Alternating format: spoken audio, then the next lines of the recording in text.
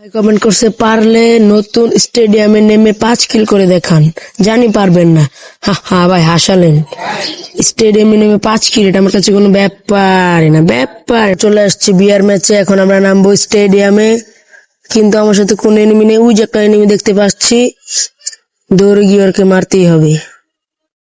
ওই যে ডাবল ভেক্টরের জাতা দিতে হবে, জাতা দিয়ে ওর বিচি ফাতা করে দিতে হবে। এই ধর কই, এই যে হেডশট।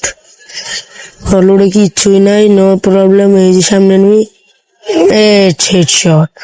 ডাবল ভেক্টর কিং আমি, ডাবল ভেক্টর। এই যে একটা মহিলাকে যাতে দিয়ে একবারে নক করে দিব। এই 1 শট 2 শট কিল।